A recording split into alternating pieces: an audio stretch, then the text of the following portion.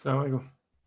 السلام عليكم ورحمة الله وبركاته. بسم الله الرحمن الرحيم. الحمد لله نحمده ونستعينه ونستغفره ونؤمن به ونتوكل عليه ونعوذ بالله من شرور أنفسنا ومن سيئات أعمالنا. من يهده الله فلا مضل له ومن يضلله فلا هادي له، ونشهد أن لا إله إلا الله وحده لا شريك له، ونشهد أن محمدا عبده ورسوله.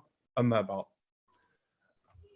Jazakallah khair for everybody who has joined us. Alhamdulillah, this program that we have set together is a collaboration with the Islamic Center of Frisco as well as Masjid Rahman in Carrollton. This, inshallah, will be a program, and we want to apologize. Last week we had some technical difficulties, but hopefully we've ironed all those out right now. We are working on some issue with Masjid Rahman, but inshallah we'll get that out of the way. But inshallah, this program that we've kind of put together is a series where we will be going over certain deeds and certain actions that Allah subhanahu wa ta'ala talks about in the Quran, that these are the actions of the people of Jannah.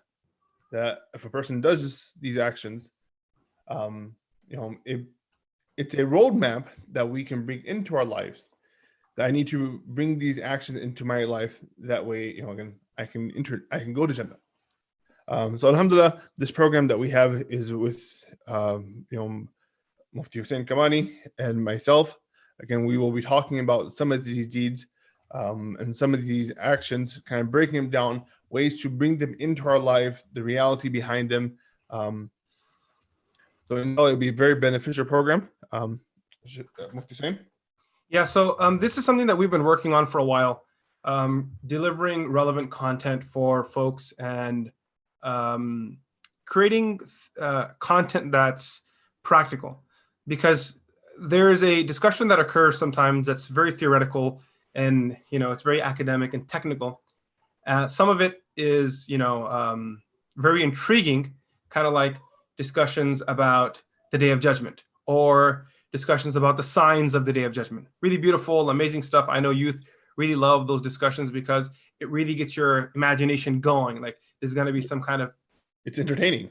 It's entertaining, and there's kind of like, it's like a apocalyptic movie playing out in your mind. Where now, like, there's like, the Dajjal running around, and he's got like a fire, he's got a paradise, and Mahdi comes out, and then he gets tagged, and Isa alayhi salam's in, and somewhere in the middle, Ya'juj and Ma'juj come in, and someone clotheslines him. Today I was reading the news, and I was sharing with my brother that I think in the state of Florida they declared WWE as an essential need. So, and Netflix has jumped on that bandwagon as well of the whole Dajjal and the Akhirah and the Day of Judgment, where they made this series called The Messiah. Again, I haven't watched it, but a lot of people have been talking about it recently, because it's entertaining, right? It's something that's unknown to us. They're just making money off of the religious community. They know that there are people, because look at the Ertugrul show, okay? That show is viewed, Allah knows how many times. Everyone watches it. And the people who watch that show are people who are more or less religiously inclined. They're traditionally inclined. They're excited about that kind of content. And so then what I think they did is that they just played the market. And that's not a bad thing. That's what they're supposed to do. So they created a show about Dajjal, and they probably had been tracking our MSA track record. And they realized that they had a lot of programs going on about Dajjal, MSA, and what are the other groups? YM program. YM. Like everyone's always doing like the Day of Judgment series. Like, you know what? Let's do one. Let's do it. Like all blowing out, and they do this whole series, and so it's a lot of it's about entertainment. That's the truth, and I think that's why most of the imams haven't watched it, because we don't view it as any sort of religious. It doesn't have any religious credence. Like it doesn't have any meaning to it. It's just drama. It's entertainment. Someone asks me, have you seen Ertugrul? I've seen parts of it, not the whole thing. It doesn't hold any religious credence. It doesn't teach me history. It doesn't teach me religion. It doesn't teach me. It gives me a picture into Turkish culture, which is something that I really appreciate. I think it's awesome.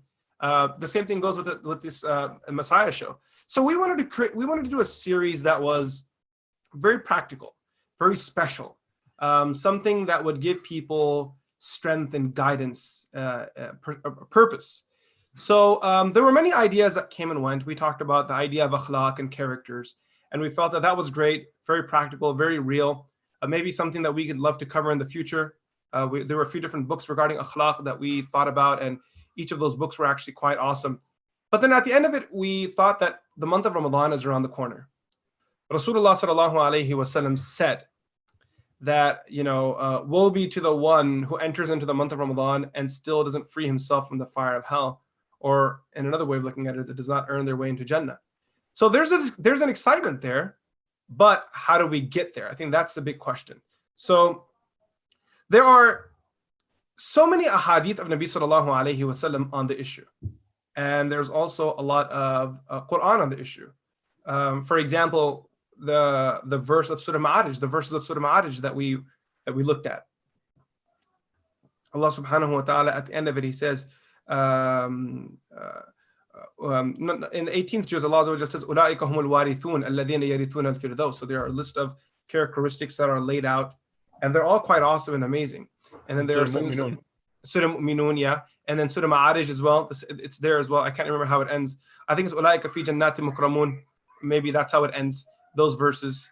And similarly, we also have at the end of Surah Furqan, the Ibadur Rahman verses, which have a whole list of Ibadur Rahman alladhina yamshuna ala al-ardi hawna. Those verses are also there. But then this question came up, that are there specific ibadat or acts of worship someone has to do to earn into Jannah? Or do we have examples of people doing something that's not within a specific act that Jannah is explicitly promised for, yet that person still entered into Jannah? So that's like a question that I've been thinking of. There are so many narrations. I think of the narration of Bukhari, where that lady who gave water to the dog, right? She sees a dog that's just at the mouth of a well, and it's thirsty. So she takes her shoe off, she fills it up with water, and she gives it to the dog. And in return, Nabi sallallahu alaihi wasallam says that she goes to Jannah. The small deeds from like Surah Ma'un. A lot of people neglect the small deeds and kind of, and a lot of the heavenly deeds that we're going to be talking about, they're small deeds that a person can bring into her life. It doesn't have to be a mountain that you need to climb. But when we look at the youth, some of the bigger commitments and bigger deeds, it's too big of a hill to climb. It's too drastic of a change to bring into your life, where a small deed and small changes and little tweaks in your akhlaq, bringing in honesty, being mindful of certain things, being God conscious. These are things that people can slowly, for the youth, they can slowly work on and, build a case of going into Jannah through these deeds. Yeah, bringing massive change is never practical. It's never real. I think about it from in a dieting perspective. There are those diets that require you to shock your whole life, throw everything out, and a massive change. Or you have to there's a workout regimen that requires you to work out twice a day, or you have to do your cardio 4 a.m. in the morning after not having eaten anything all night, and obviously a part of the day before. So those sorts of changes aren't practical. Just last night I was reading a paper on diets, and they were discussing the whole ketogenic diet, and they were saying that it's quite effective in terms of losing weight. But the big question is it sustainable? And for many people, it's not sustainable. It's something you get on, you do for a bit, and then you're off. So the path that Sharia offers, that Islam offers, there's nothing extreme about it. Everything's very simple. Everything's very basic. I think one of the most difficult, if I may use the word extreme, it's not really extreme, but difficult, extreme in the sense of intensity. It's really intense. Acts of worship that I see Sharia telling us to do is a once in a lifetime Hajj.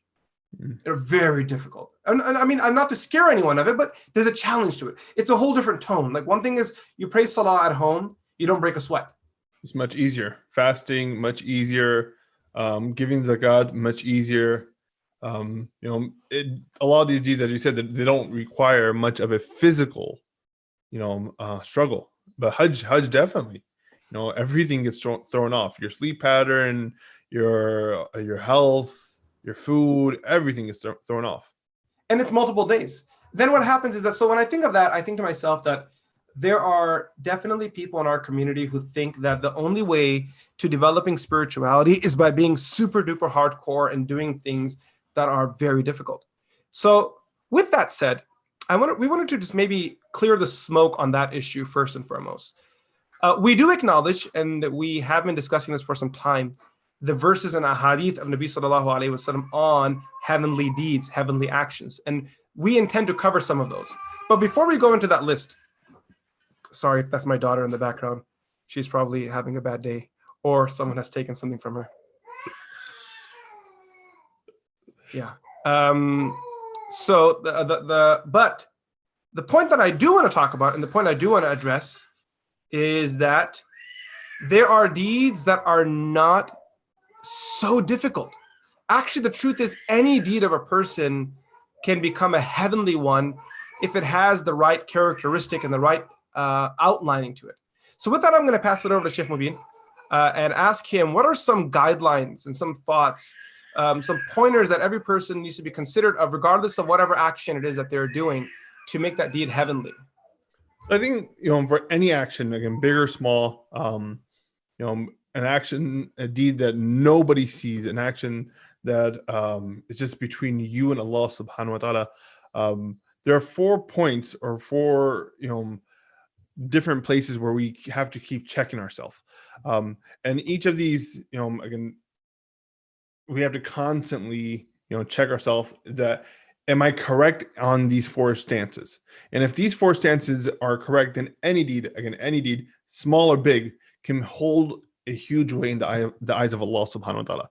And from these 4 different places, again, the first of them is, of course, am I doing that deed correctly? And, when it comes to doing deeds or doing an action in the right manner, it's at times a challenge, because for a person who hasn't learned, or the common person in America who doesn't have that knowledge, who hasn't studied excessively, wakes up, says, I want to work on myself. I want to bring some actions into my life. What do I do? Or how do I do it? Am I doing it right? Comes to mind often. And it's confusing. Why? Because there's so many actions, that there are many ways of doing it. And when there's so many ways of doing a simple action, that's where confusion comes in, right? So many times you go to the masjid and you're thinking to yourself, I'm going to just sit back and just watch people pray salah. And the purpose of watching them is to correct my own salah. But after watching 10 people pray salah, the truth is you might be confused, because one person is doing this, another person is doing that. And we look at, what is the basis of knowing that the deed that I'm doing, is it correct or not? Is this accordance to Sharia? Is it accordance to the pleasure of Allah subhanahu wa ta'ala? And the ground, I think the structure of that is that Rasulullah sallallahu alaihi wasallam was sent as the perfect example. It was as if Allah subhanahu wa ta'ala sent that perfect piece, that model piece, that you structure your acts around the action of the Prophet sallallahu alaihi wasallam. If your acts were found in his life, if he did it, then you definitely know that deed is correct. So the first stance, number 1, is, of course, am I doing this action right? And that requires education. That requires for people to learn their deen. Like, you can't assume it. You can't guess it. Kind of like what Sheikh Mubin was saying. You look at people in an ideal society, you would look at people praying and you would know that's the right way to pray. And I'm not saying anyone's praying wrong. That's not what I'm saying. But what I am saying is that we have, in order that we have a saying for this, the blind following the blind, right? Yeah. That where there are people who haven't learned the deen, and then you have younger folks that are observing these older folks, and they're saying that they haven't learned the deen. Maybe I should learn from them. But then in reality, since they haven't learned what I learned from them, it's possible it may be wrong. So, I mean, there are so many examples of this. Every time there is a big occasion, big day that comes in the Islamic calendar, we kind of see people doing things out of good intention, right? Which is one of the things that we want to work on. We want to work on ikhlas. We want to make sure there are 4 things that we want to make sure a deed has. And inshallah, any deed that has these 4 can become a heavenly deed, right? In addition to the list that we'll discuss. Those are very specifically called out actions. They have great impact within the action. But then there are 4 characteristics that if we develop, any action of ours can turn into a heavenly deed. It could be something simple like, passing out iftar. That could be a heavenly deed. But we have to make sure it matches up in the right way. So the first thing is making sure you're doing it right. If your intentions are good, but your actions are not in line with what Allah wants them to be, it's very possible that action, even though you intend good out of it, it might bring you a lot of harm. And I think this is very important, in particular when it comes to younger folks, because we have a lot of good intention out there. How often does it happen that someone says that, I'm about to start a halaqah in my community or some activism work, and the intention is so pure, the energy is so clean, but the knowledge is missing, and people are doing things. I remember once there was a particular group of young folks. I don't know if you remember this. This is from back in the day, and they were celebrating their Eid. Group of Muslim folks. They were celebrating the Eid day, and they decided to go to a casino. So it's kind of like the intention's great, brotherhood, get together, but they went to a casino out of all places. So you're getting it wrong. You know what I mean? And that's why in Islam, from a young age, children were always taught a basic primer on Islamic law. Now, we are not going to go into madhabs at this point, as much as we'd like to, because it'd be an awesome discussion, an academic good discussion, but we're not going to go into that. What we will say is learn your deen from scholars you trust. People who you can say that I'm okay with my fate being in the trustworthy knowledge of this individual, meaning that whatever happens to me, if I stand in front of Allah on the Day of Judgment, inshallah, this person, if I follow this person, I'll be in good hands, because this person has studied carefully. This person, inshallah, is sincere. Inshallah, this person acts upon what they preach. What they're saying is verifiable. It's not like they have some secret knowledge that nobody else in the world knows about. Because in Islam, we don't have any secret knowledge. There's no secret. It's all open. What I know, this person knows, and what that person knows, I could know. It's all just a matter of having access and going and reading it. So the first thing that we're talking about here is making sure you're doing it right. And Islam, when we're trying to figure out when something's right, as Sheikh Mubin mentioned, we have like a benchmark. And that benchmark is the Sunnah. How did the Prophet ﷺ do it? And that's why the Muslims are so interested in the Prophet ﷺ. That's why we're so interested in him. That's why we keep studying his seerah, keep studying his life. Because everything that he did, we view it to be the right way. That's the benchmark of doing it. So next time you hear a khutbah on Sunnah, it's not just random, because this is a core principle.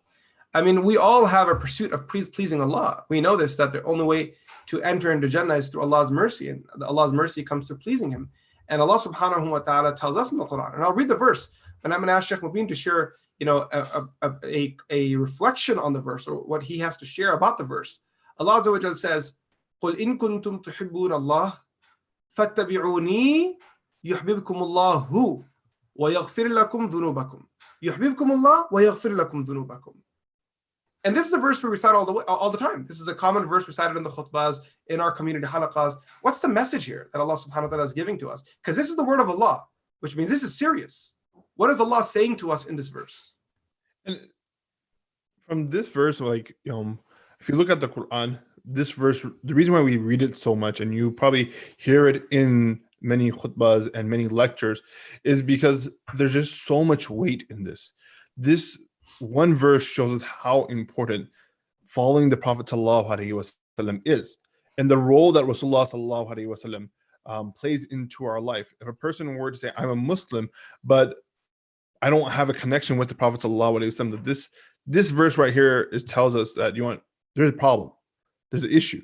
Because for you to be a Muslim, here in this verse, Allah subhanahu wa ta'ala says, look, if you claim, and this is a claim of every single Muslim, and to a certain degree, this is a claim of every human being, whatever their religion, whatever their faith may be, right? I think somebody has sent a video the other day of this lady who went to Easter, what was it? It was an Easter class or Easter session that they had at church. And when she was rolling out, they interviewed her. They asked her a question that, do you feel bad going to church on Easter while this whole situation's happening? And she goes, no. Why? Because yeah, I saw that. She was in her car. She was actually in her car, and they asked her. Yeah, I remember that. And she said that why? Because Jesus' blood covers me. I love Jesus, and he loves me.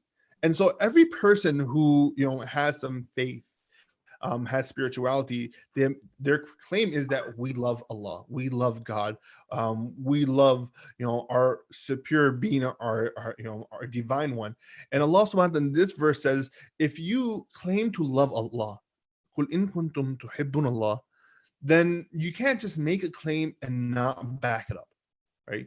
If you're with your boys and your boys say that they got your back, then when time goes, when things get tough, you want your boys to back you up. So here Allah subhanahu wa ta'ala, look, if this is your claim, then back it up. And how you have to back it up is fattabi'uni, follow the footsteps of the Prophet sallallahu alaihi wasallam. And in return, you will have Allah subhanahu wa ta'ala turn around and love you, right? So you came out trying to give proof for your claim of loving Allah, but in return you have Allah subhanahu wa ta'ala love you, and he will forgive all of your sins. When you were earlier talking about the blind follows the blind, and so many examples popped into my mind, but one example that I could probably share with you, because I know we have the same experience. You went to study at what age? How old were you when you first started? Really young. Age? Really young. Some things you don't share publicly. Internal secret. We were so young. We were very, very young. And I always, thought about, why did our Father send us both at that young of an age? And whenever I think back to it, it comes back to this, that he wanted to teach us, but he didn't have that knowledge himself. And he didn't want to teach us, incorrectly, that do this and then do this, where we're following the blind person is following the blind person. So he sends us out at a young age that go get knowledge that you're going to need, right? Because as there are so many hadiths of the Prophet sallallahu alaihi wasallam that talabul ilm farida, it's mandatory upon every single Muslim after the faraiz of Islam. There's so many sayings, Arabic sayings about it, where it shows the importance of gaining knowledge. But again, when we gain knowledge, one of the biggest sources that we have is the Sunnah of the Prophet sallallahu alaihi wasallam, and a person follows and brings in the Sunnah. So, a lot of time when we talk about the Sunnah has an image that Sunnah is beard, Sunnah is topi, Sunnah is thobe, Sunnah is hijab, Sunnah is miswak, Sunnah is leather socks. But the Sunnah actually goes beyond that, right? I mean, the Sunnah is something that kind of, when I think of Sunnah, I think of like a code of life, not a code of dress. There's a famous movie line, or there was this a movie, Pakistani movie, I think it was. This is like from 2007 or 6 or something like this, where there was, I don't even remember the movie, but it was a Pakistani movie, and it was about some Pakistani singer who decides to become religious. I think it was based off of Junaid Jamshed's life. I don't know if that's true or not. I think it was based off of his life, where someone tried to make a video on him, and how Junaid Jamshed used to be a singer, and then he went from doing nasheeds to doing songs to doing nasheeds, and kind of grew his beard out. And so the story was about some guy who was a singer, and he left his life of singing and became very outwardly religious. And somehow their case ended up in court, and someone brought a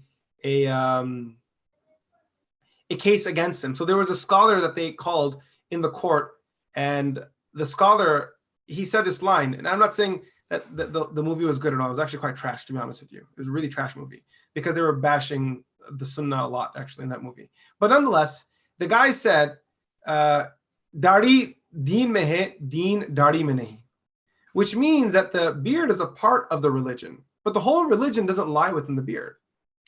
So the Sunnah of Nabi sallallahu alaihi wasallam, in particular, when it comes to the hat and the way we dress, we love it dearly. I wouldn't trade what I have today in terms of my appearance for anything in the world, because this is a part of me. This is who I am. It's something I love and I'm very passionate about. But I'm not willing to let anyone say to me that the summary of my religion or my true value lies in 5 things that someone wants to judge me off of because of how I look. Nabi sallallahu alaihi wasallam had a prestigious, amazing look, but there was a code of life. There was so much in there. It's Nabi sallallahu alaihi wasallam sunnah. If we really understood it, I'll be honest with you. If we really understood the life of Nabi sallallahu alaihi wasallam properly, the world would change.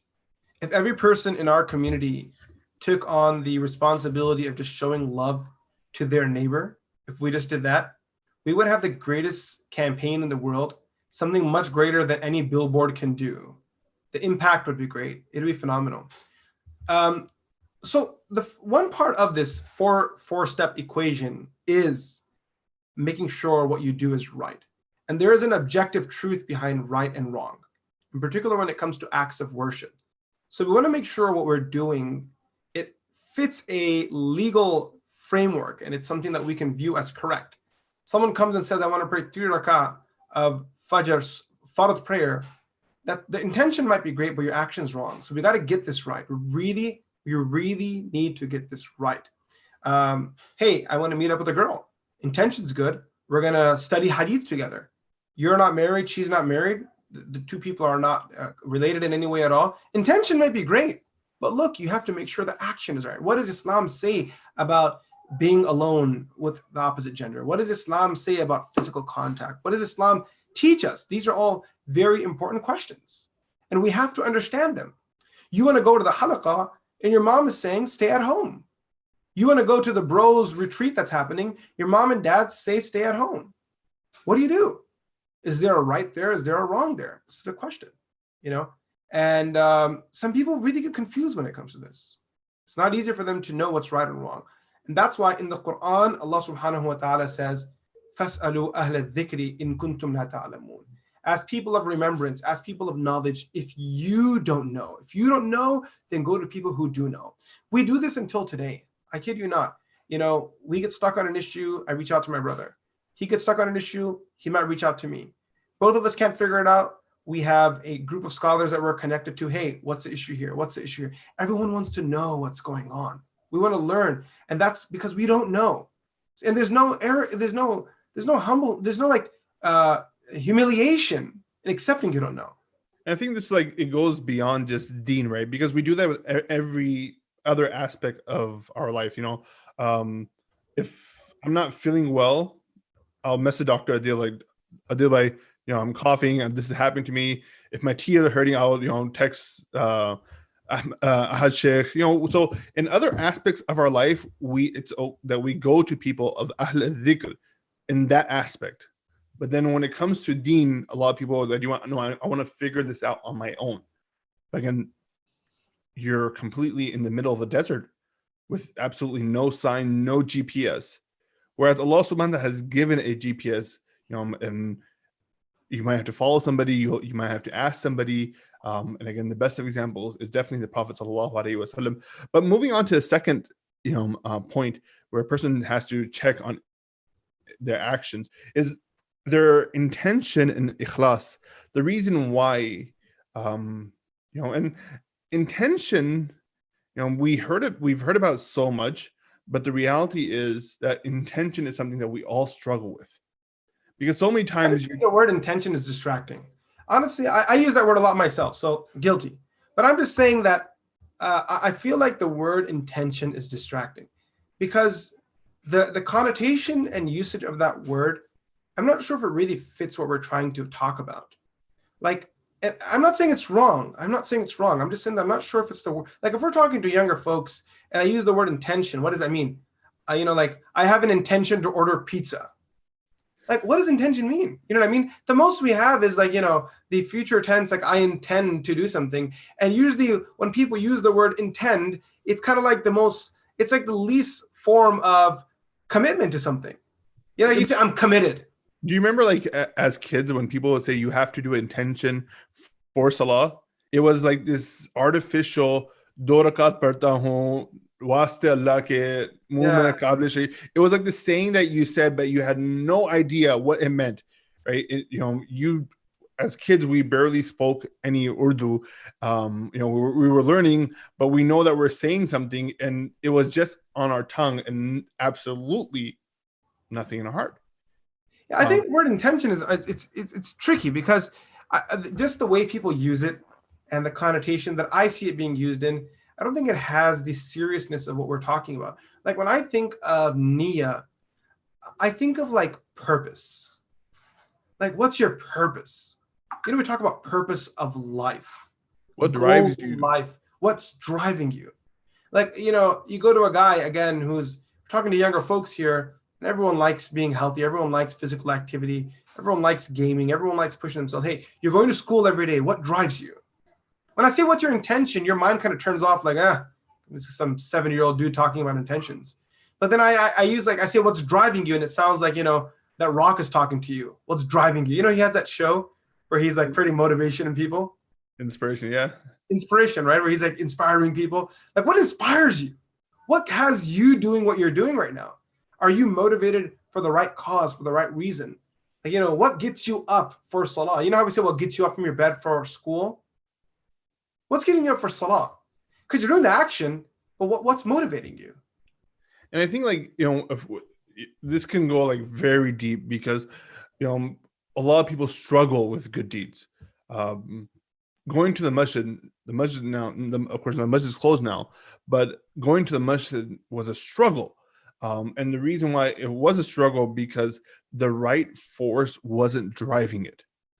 Right. Yeah, I like that. See, just right there, just right. Just that sentence phrase right there. Look, the way that sentence was structured, the right force wasn't driving it. When you talk about force, you think of like Star Wars, and you think of this right here now. So I actually had one kid come to me in Chicago, and he asked me about Sheikh. I want to know if what I'm doing is right. So I said, okay, sure. Do you want? I took some time, and he sat down with him, and I said, Sheikh, I've been coming to the masjid a lot. So I go, alhamdulillah, that's great. How can that go wrong? He goes, but the reason why I'm coming is I like a girl, and she's been telling me that you need to start going to the masjid more, and she checks up on me. And that's this is not a hypothetical. This is like a very real situation. This is very real. Like, there are so many people who we know in the community who, unfortunately, and people have different things that motivate them to do things, right?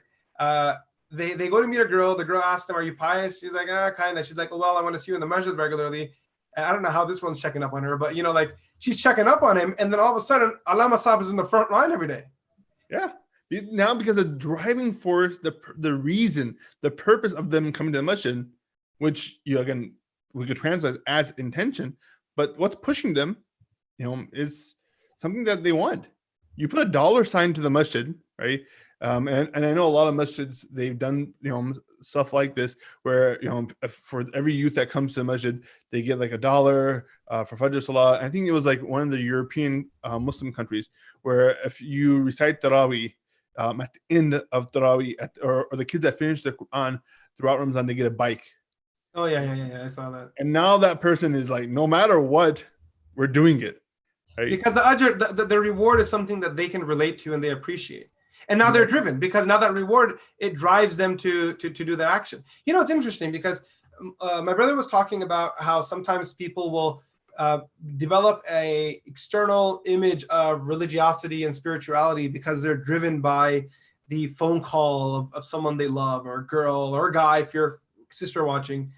And this is something that actually existed from the time of the Sahaba.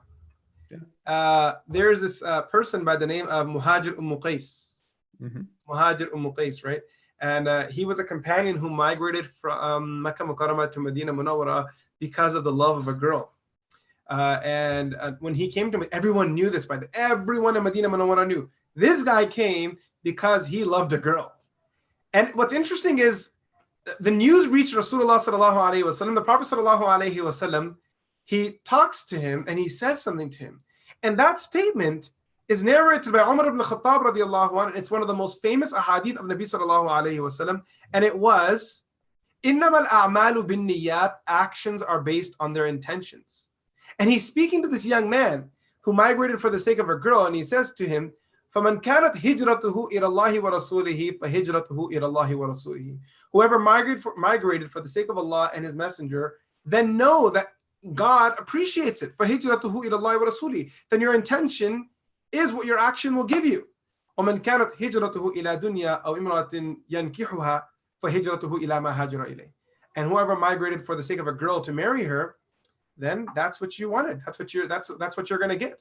So basically, you're telling us if the driving force is Allah subhanahu wa ta'ala, and the driving force is the Prophet sallallahu alaihi wasallam, and that's what you're going to get. And if the driving force is a lady or dunya, and it's ajib, because this problem again existed back then, and the basis of ikhlas is off this hadith, which is a very realistic issue that everybody has. It's really, in so many books of hadith start with this. That what is your driving force for learning knowledge? So like if people that are home that are joining in, or that will be going through different programs in Ramadan, different series that they're going to be watching, why are you doing it? What is your driving force? And that's a big point right there. The big point is that why are you doing it? This is such a big thing. When it comes to younger folks in particular, I'll tell you this much. When their parents are asking them to do good things, special things, they struggle because they don't know why they're doing it. They don't know why they're praying salah. There's no meaning behind it. Today we were having lunch as a family. Since we're at home these days, we're able to spend much more time having lunch together, having meals together, the kids and family. My dad's with us too. That's why. So it's everyone gets together. And at the end of the meal, we read our dua.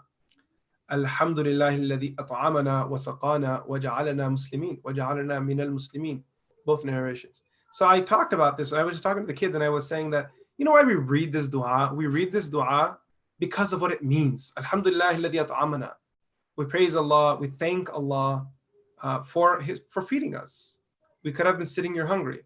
Wa saqana, for giving us drink. وَجَعَلْنَا مِنَ الْمُسْلِمِينَ, and making us Muslim. That's what we thank Allah subhanahu wa ta'ala for. And it's interesting because when we talked about that, as a family, we took a moment and we just thanked Allah, and we thought to ourselves, wow, we've been reading this dua for so long, but we didn't know what it meant. When you know what something means, you have a purpose for it. A lot of young guys, Sheikh Mubin brought up a beautiful point earlier, that people, they think and they say that religion is limited to certain external features and actions, right? It's just certain external things, and they miss the value, the true value of religion. So now tomorrow, when you tell them to go to a halaqah, or you tell them to go to a youth program, they're asking, "What's the point? What am I going to get out of this? Like, what's my benefit in this?" And until they aren't given purpose, it's going to be very hard for them to do it. So this discussion that we had a moment ago, we had this 5-minute discussion, which was, you must follow the sunnah. Very important. It's so important. But then the question is why? Really, what am I going to get out of this? If I go to a dealership, okay, real talk. If I go to a dealership to buy a car, and I go with the intention to buy a base model, and the salesperson says to me, I want you to upgrade and buy, instead of buying the Corolla, get the Avalon. And it's a big jump. I don't know what the prices are, but I'm assuming it's 20,000 maybe plus of a jump from a Corolla to an Avalon, even more than that maybe. No, for me, I'm going to think, my first question to that salesperson is going to be why? Status quo works. The Corolla is doing the job. Why do I need an Avalon? So if my life as a human living in in the West, if as a person living here, if my school works for me, if the system here works, then why do I need to upgrade and go to the sunnah that requires me to go out of my way? So there is this massive sense of purpose missing there. People don't know why they're doing what they're doing. What can we do to find purpose? How do we get young folks in our community? How do we get adults in the community to appreciate what they're doing? What's the step for this? And we have a class on beginning guidance, which 2 weeks ago, you were able to join us, and I think Imam Ghazali, rahmatullahi alayhi, he really hits the nail on the head. He talks about how people praise Allah, but they get nothing out of it, and he makes it very realistic that salah is just some movements. It's just some words or some sayings or some verses that you read. But what do you get out of it? I mean, when you really bring, I think Sheikh al-Nasr's a meaningful prayer. I know this has changed Salah for so many people across the world, across America, that it has brought meaning into their Salah. So now it's just not just movement. So now they know what they're saying, and they know what they're doing. They know where their heart needs to be connected. They know who they're standing in front of, and it's a complete game changer. The purpose, the driving force behind their Salah is absolutely different. Before, as kids, if your parents tell you to go pray Salah, it was just telling you to go through some movements. But now, you understand the real benefit of Salah through that. But moving on to our third. I was thinking. I know that we were planning to get through all four today, but I think that there are one or two points that maybe we can elaborate further on this second one, and maybe the other two we can push them over to next week, so we can take our time and kind of walk our way through them rather than just rushing through. Because I know people are here not because they're not here because they're in a hurry in any way at all. We have time. I think they're here to learn and really understand what's going on. What are these issues, and let's understand them properly while we are having this conversation. When I talk about, and I wanted to say this because Salah time is not too far away, and we did want to dedicate some time for Q&A. By the way, for those of you guys who do have questions, if you can please go ahead and just stop popping them in the question section, that'd be awesome. In the comment section, sorry. Is the Kyoto mission live yet? I know Brother Tamim was working with Safe, but I know it's live on the Frisco website. So if you have any questions, feel free to post it on the Frisco. But inshallah, if the Kyoto is live, you can post it there as well. We are monitoring that. But I think it's a great point. Let's not rush it. Let's take it through. Next week we could cover the other 2 points, and then in Ramadan we can start bringing out these heavenly deeds. So that people can, I was just looking at these comments, mashallah. There's nothing really too substance oriented here. We have Fahad Bhai doing a bunch of trolling. We have Latif Bhai here throwing us a mashallah with a nose emoji. These are our friends. Look at this. These are our friends. They're trolling us in the middle of a live stream. We have Sheikh Abdurrahman Bashir here giving us a salam. Brother Asfar, assalamu alaikum, guys. So if you guys have any questions, guys, throw them in the comment section. We are monitoring them. We do want to engage, and we do want to, take some questions in the process. We were talking about, I just had one thought. I'm going to wrap this thought up, and then if Sheikh Mubin has anything to say, we'll take it, and then we'll open up for Q&A. So if anyone has any questions, ideally questions are related to the subject, but otherwise, if it's not related to the subject, we could, we can work around that depending on the time. What time is Maghrib today exactly? It's before 8, right?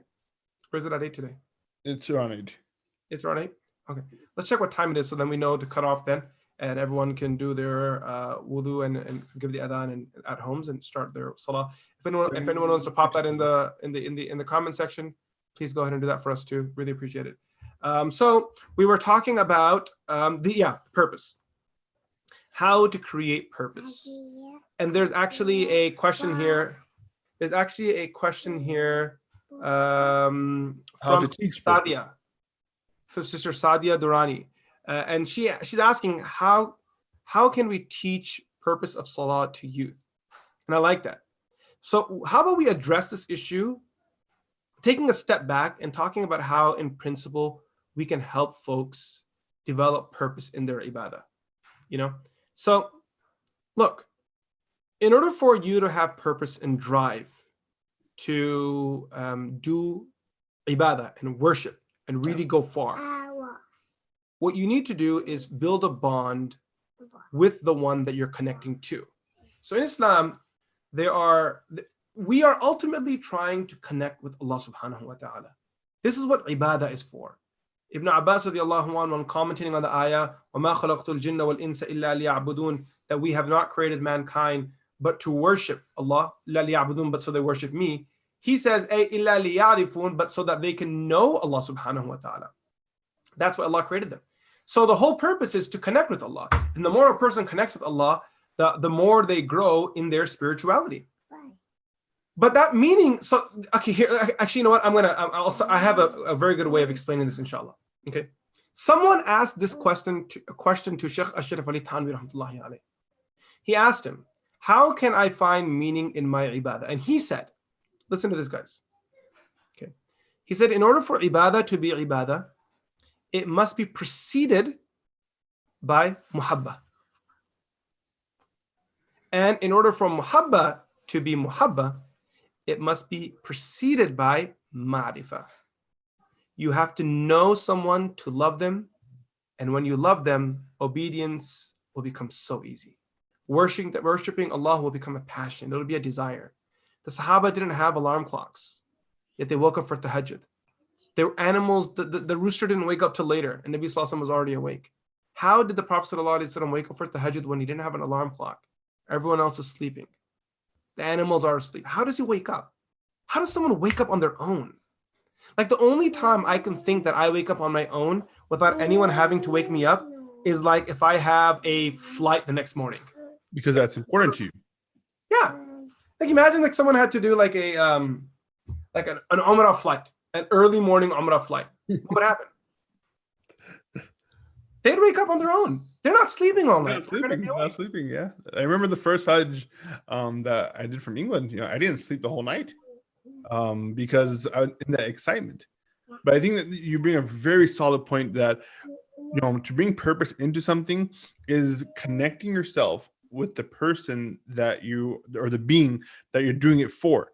You know, now we have all the kids at home. Amina, right, and you know, Maria, my daughters, Khadija, Mariam, she's doing her Khan Academy. So a lot of the times they come to me with like math problems, and being a Maiman, you know, that's where we shine. And I really enjoy helping them out with math. But the reason is not to show off my Maiman skills, but it's because the person I'm doing it for, they mean a lot to me. That muhabba is there. I know them, that ma'rifah is there, that muhabba is there, and that's when that, you know, connecting to them or doing something for them, you know, has meaning to it, and you know, I enjoy it. You know, it really, because the love and connection is there. And I think if people were to understand, you know, who their salah is for, and kids were to understand, and we stop, you know, focusing on the outward part and focusing on the inside, on the heart, where our hearts need to be connected, you know, on why we're doing it. You know, some of these really tough questions and, you know, issues that people have. You know, people, one of the most questions that you get about salah is that it's hard to focus. Right? Yeah, that's a good one. That's a really awesome one, because when you think about it, that whole issue of it's hard to focus, it connects to the second point. So a whole different point. So the first point that we talked about is ibadah must be preceded by love, and that must be preceded by knowing God.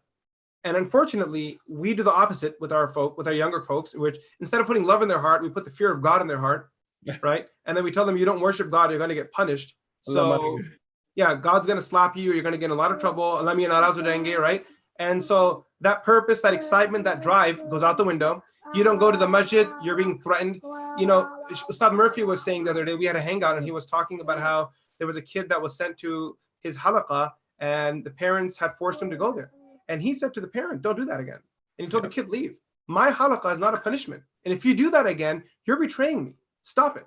You know, so we have to, first of all, stop that, where the Maulvi Sahib is the boogeyman and religion is a punishment, and you're being left in the masjid. You promise your child you'll pick them up at 5 o'clock. You need to pick them up at 5, not 6, because they're going to hate it. It's going to bother them. And the second point, yeah, go ahead. I know in our household, one of the ways that we kind of work with that is, you know, they get to go to the masjid, not that they have to go to the masjid. Right. You finish your homework, you do your chores, and then you get to come to family night, or you get to come to Sundays and Fridays, or you get to come to Maghrib Salah, and that now becomes a reward, and they enjoy it. And you know, standing in front of Allah is, you know, it's not a burden, because we're first tackling on, you know, understanding who Allah is, building a love where it's not, you know, something that they look away from or they don't like being, you know, and it's a very good point that if and I remember as kids, this happened to us so many times that when we were in Sheikh Ahmed Patel's classes and we would get picked up like an hour late, we would hate it because it'd be boring.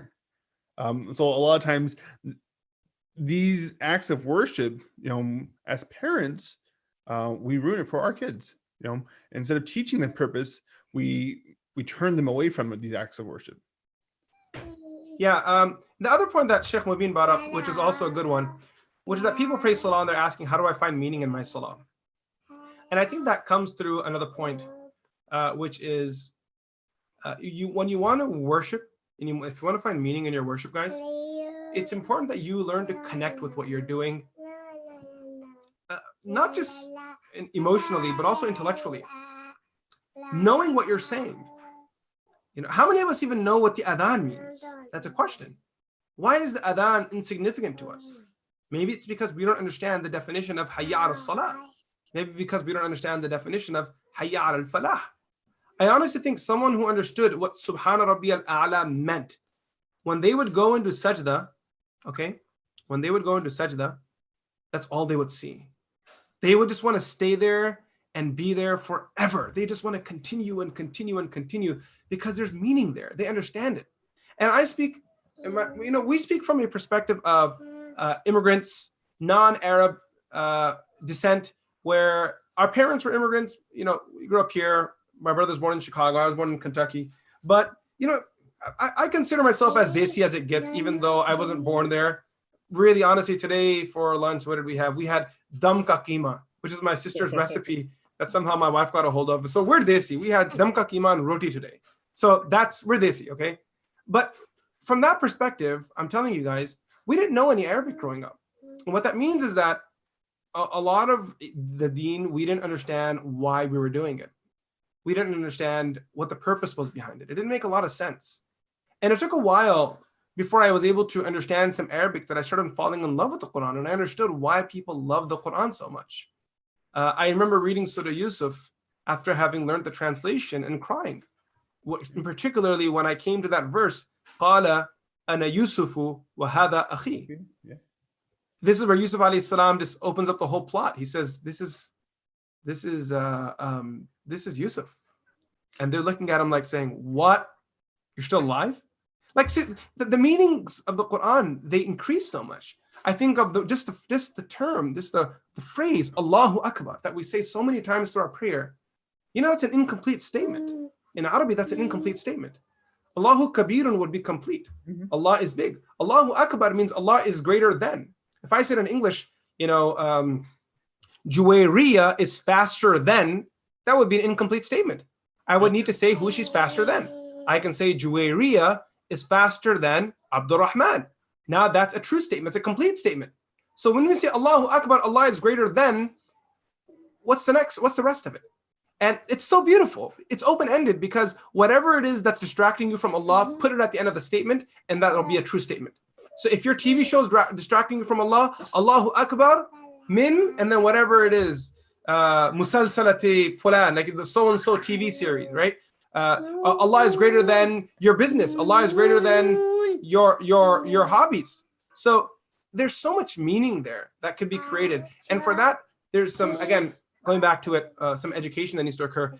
I think we're way over our time. We were planning to speak for 40 minutes, went on 55.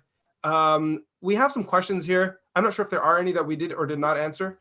But while you look at the questions, I just want to make one last point while we close off. And I think, when it comes to teaching your child purpose and connecting your child to actually ibadat, I think, again, love has to be there, like we mentioned before.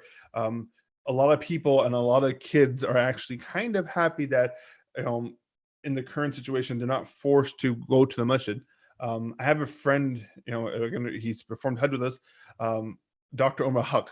And he actually just sent me the picture that the security guard from IFS, the local masjid in Villa Park, sent him a picture that his son rides his bike to the masjid every day, even though the masjid is closed, and stands outside the masjid and prays there.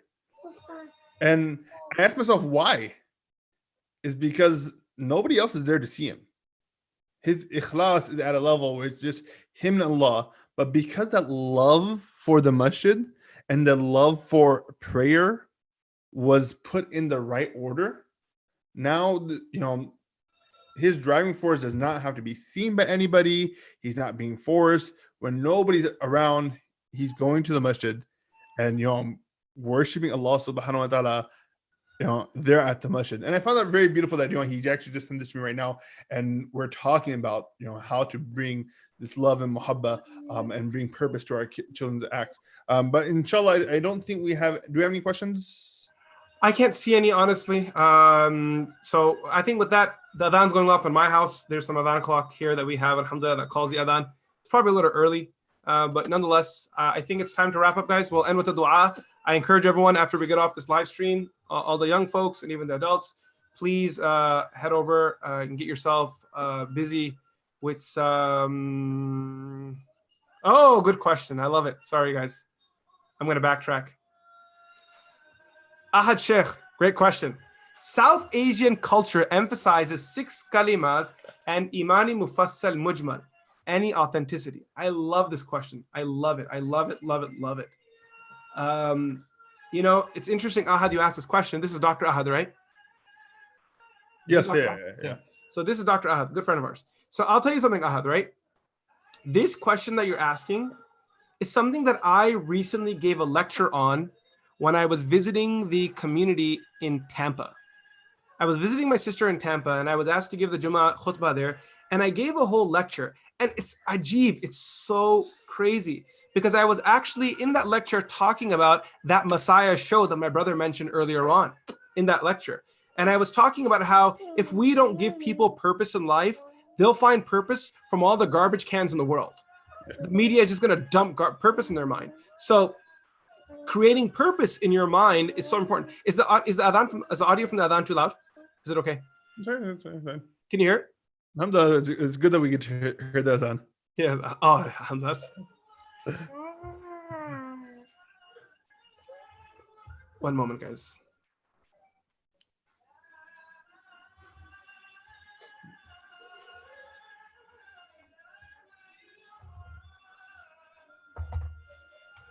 No. The reason why I didn't stop earlier was because I thought we were going to end before the adhan ended. But since we ended we were planning to go through it, so we'll let the adhan finish, and it has finished. We'll read our dua. Allahumma rabba hadhihi ad-da'wati at-tamma wa salatu al-qa'ima at Muhammad. Okay, so I was talking about that lecture that I gave in Tampa. And in there, we talked about I was talking about how if you don't create purpose, if you don't have purpose, so you're going to have purpose that's going to be dumped into your mind from every corner of the world.